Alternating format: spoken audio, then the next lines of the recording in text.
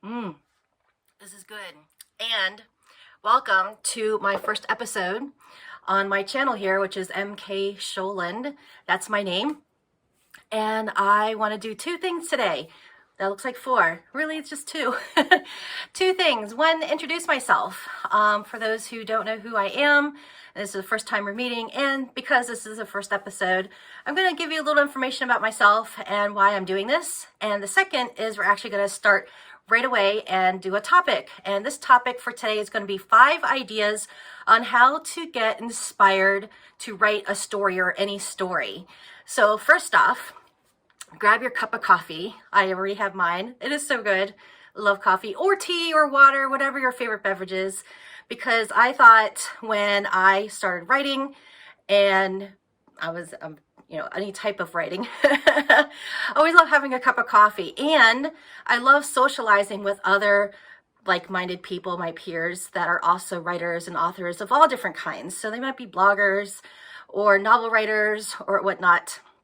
And we usually like to get together over coffee and talk shop. So for those of you that don't have that friend yet, I am hoping to be your friend and we can chat over some coffee and talk about some topics that are like hot button topics for writers like you and me.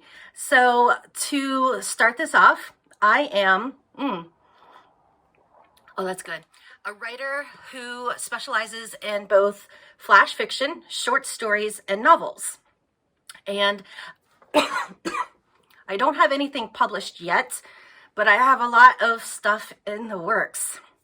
So before this recent year or two that I have been doing this type of writing, I have done a lot of other types of writing, such as content writing for blogs and websites, social media, things of that nature. I've also been a copyright freelance writer for different magazines, more trade magazines, very specific ones, and I've had feature articles in those, and just a little bit of everything. Even in high school, I did poetry and things of that nature.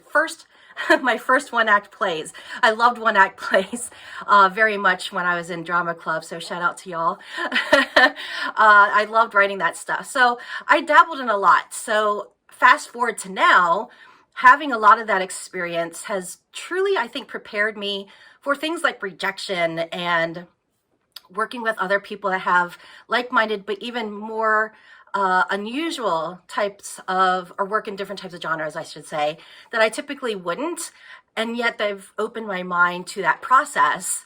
And I say that because one of the things that's very interesting when it comes to flash fiction, if you're not familiar with it, it's like really, really short stories. They can be anywhere from 50 words to maybe 1,000. We can talk about that more at another topic, but they can be of any genre. It could be of anything, really. So when it comes to talking science fiction or mystery or romance, all that can be into flash, and I like to open my mind to those things. So when it comes to writing, getting back to that and why I'm here, as I mentioned, I'd like to reach out to people, like-minded people, and share some of the knowledge I picked up on the way. And I think you guys could definitely benefit from it. So let's get into it. The topic for today is 5 ideas on how to get inspired to write a story. And I hear this a lot at conferences, when I'm at my critique group, which I'm in a critique group, at my chapter meetings. So I belong to a writers association, and we get together once a month and we talk shop there. And one of the biggest things is, what do I write about next? Or I just started writing, but I don't know what to write about. So here's 5. These are the 5 go-tos that I use to inspire a story, to get that creative juices going. So first one is the what if scenario. This is kind of like you get to play the what if this happened. For instance, what if Jesus was a woman? What would that look like? What would the Bible look like? Or anything else look like when it comes to that? What if Dorothy in The Wizard of Oz was from another place other than Kansas? Would the story change? What if she was from the moon or something? I mean, it could be something really crazy, but you never know what kind of things can transpire if you just play what if. Another one that I think is excellent to try is what if old fairy tales were retold in the present times, or maybe in a futuristic type environment?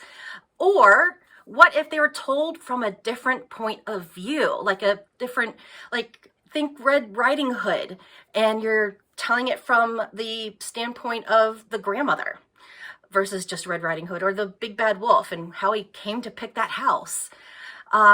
Some examples of how that's done well is The Huntsman. It's a movie that was out not long ago. Shrek talks about all these different types of fairy tales, and then puts them all in one movie. And another one's Hoodwinked. If you've ever watched that movie, that was, I don't know, something around 2010, 2012. Really, really good movie, animated movie, if you're into that type of thing, to get those, again, creative juices going. Number 2, prompt pictures or picture prompts. These are a way you can look at photos, and I say photos, art, whatever, could be at a gallery, a local gallery, a big museum, someplace online. You can even choose your own photo albums and look through old pictures and pick one that speaks to you. Think about where the picture's taken, what time period, who's in the picture. This kind of makes it more fun when you don't know who's in the picture. So you can actually have a lot of fun with that. Another example in that picture prompts is go to a magazine section, and wherever place you go, library, bookstore, and look at just the covers, what's on the cover, and what draws your attention. So it could be car magazines. I always am interested in abandoned places, urban exploration. Just, what made this place look the way it is today. Travel, if you're really into world building and things like that. I picked up one on Route 66, where there's a lot of history and tons of pictures and ideas about food, if you're thinking about restaurants and things of that nature. Those are great. National Geographic, gardening, tabloids. I'm sure there's going to be a photo or even a story or a headline that will inspire something. Number 3, be a tourist in your own town. A lot of times people who are thinking, I gotta write this story, you are at your desk, you're sequestered, you're isolated, and you're not out in the world where things are happening. So you need to go out in the world. And this could be going to your local cemetery and exploring really interesting tombstones, for instance. What is the story of that person? Are they, what would their legacy be? What could have caused them to pass away if it's not written on the tombstone? All those little questions. What could be their story? Another would be going to a local coffee shop. Oh, which reminds me, I need to finish my coffee. So good. And eavesdrop for just like 30 minutes, have a notebook and listen and write down everything you hear. I am betting one of those people who are talking could be an interesting character in a book, a story, or whatever, or the conversation could be the leading to a plot of some sort that can inspire a story, whether it's, something about that or something that inspires that's bigger than that one conversation. Another would be going to your local museum. Might not necessarily be an art gallery, but it could be a historical society or historical thing. And maybe they have ghost tours, and you can do a ghost tour and learn about, old buildings in your area, or about important people or places even that would make your town or county or state or wherever you are just really unique. What makes that place unique? And I bet you there's a story there. Number 4, watch a new or even rewatch your favorite movie or a book or a TV show.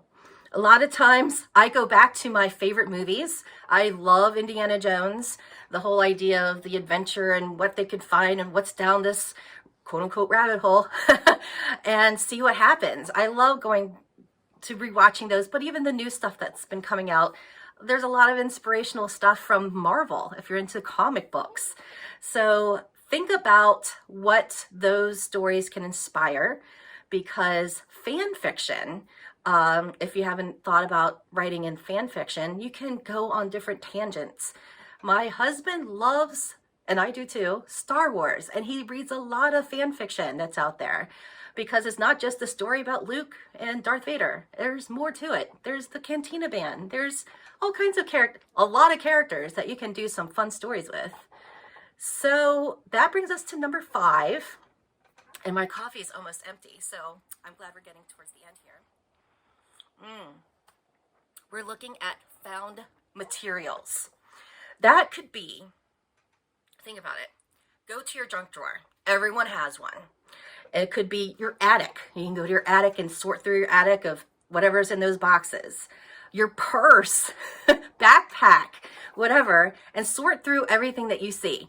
Takeout menus, postcards, a diary that you find from when you were 13, or your sister's diary when she was 13, movie stubs, concert stubs, instruction manuals. You get the picture, right?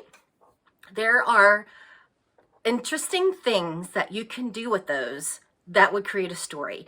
And I'm betting if you piece 2 things together, that could be your story. Like it could be a receipt and a takeout menu and maybe a coupon to something, and let your imagination go.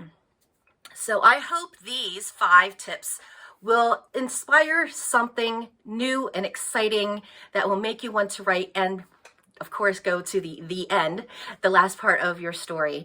So as we are wrapping up here, I want to mention that if you want to see more of what I am doing here, giving this advice and things that help me become a better writer, check out my website, which is MKSholund.com. It's in the comments, so you can get the link and do that. Or you can subscribe to this channel, so when new content comes out, it'll go right to your inbox and you'll be notified, and you just have to hit the click button and watch the next episode. So for that, I appreciate your time. I hope you enjoyed your coffee. I'm going to finish it up now, but I hope to meet you again. So thanks for your time. See you next time.